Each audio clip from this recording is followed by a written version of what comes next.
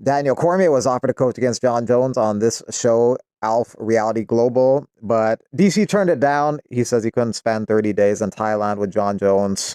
I've got people in the chat calling me a dub. Meanwhile, I'm living my absolute best life. I don't know if it's considered dunking when you're living good. I don't think it works like that.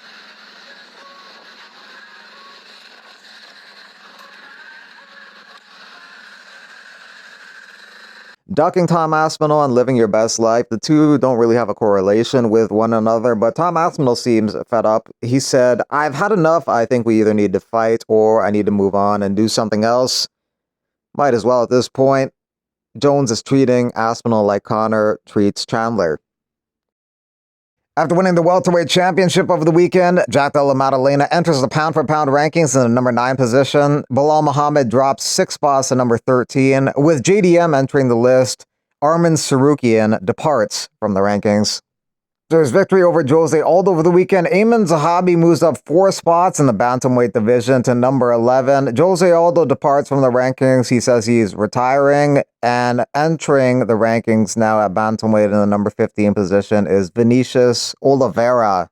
After her victory over Alexa Grasso over the weekend, Natalia Silva moves up 4 spots in the flyweight rankings to number 1 position. Grasso drops 2 spots to number 3. Natalia Silva might get the next title shot if they don't give it to Weili Zhang, who wants to move up and challenge Valentina.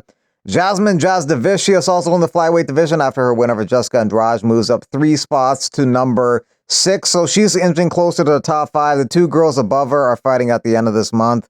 Macy Barber versus Erin Blanchfield, fighting May 31st at the UFC Apex, headlining that card. Dana White's going to be going on Instagram Live later on today. He's going to be announcing some fights. So probably the UFC 317 main event, maybe Ilya Topuria versus Charles Oliveira, and maybe they'll announce the DDP versus Hamzat fight date. We'll see later on today on Instagram Live.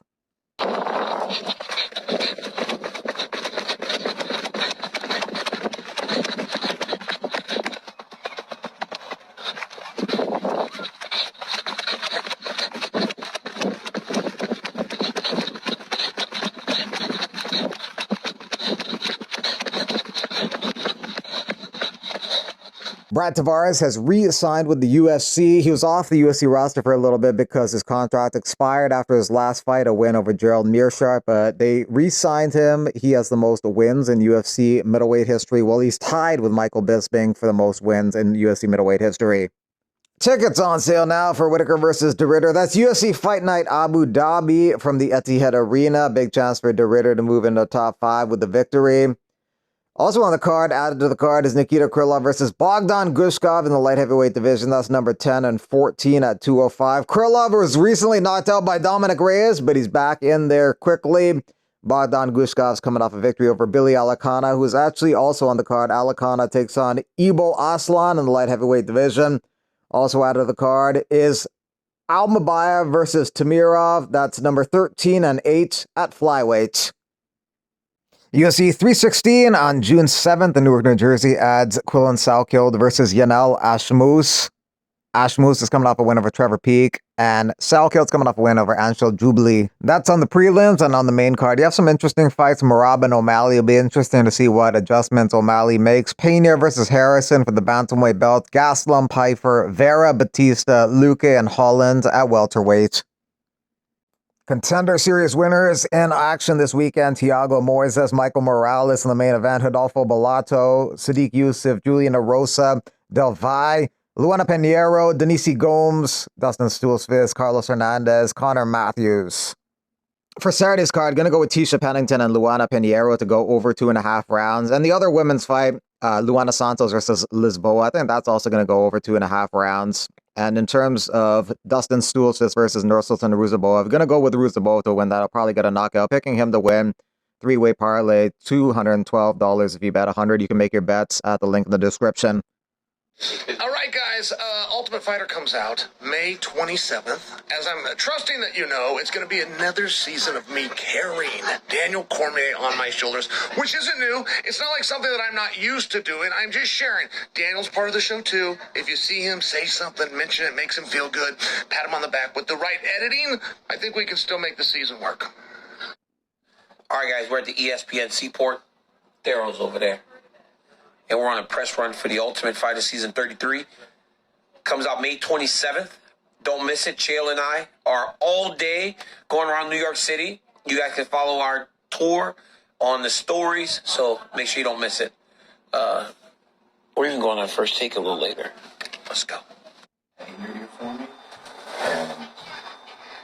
What is up air? Yeah, I got you perfectly. How are you, pal? Just gonna forget. Guys, hey, good guy, bad guy, just rap. Chill P. Chill. Hey. Where are we going next, Chill? Good guy, bad guy, just rap. We're going to First Take with Stephen A. Smith, who invited us personally. That was very We're sweet. going to First Take. Yeah, he invited us, but he's not going to be there. I mean, but he did invite us. Make sure you guys keep watching us as we go on this tour.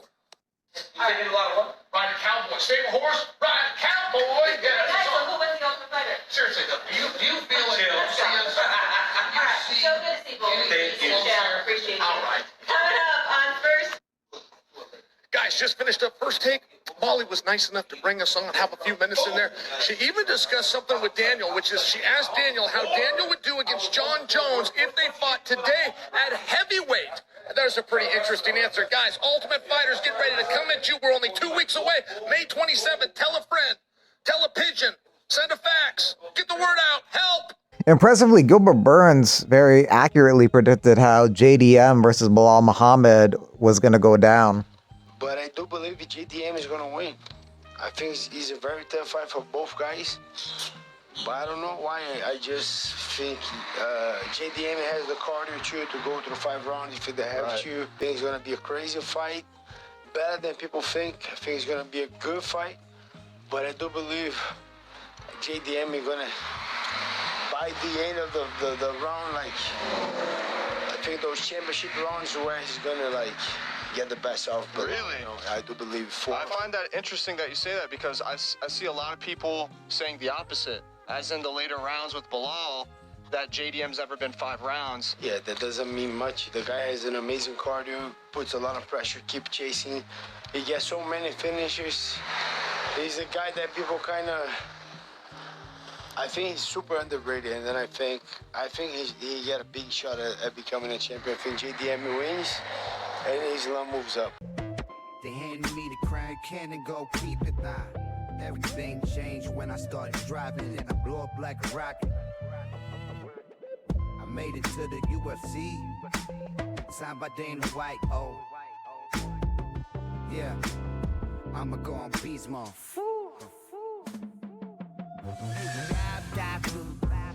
I had 5 dudes run a train on him. Who's that though? Brown China, I'm like, who is this dude? Yo, I'm eating that food.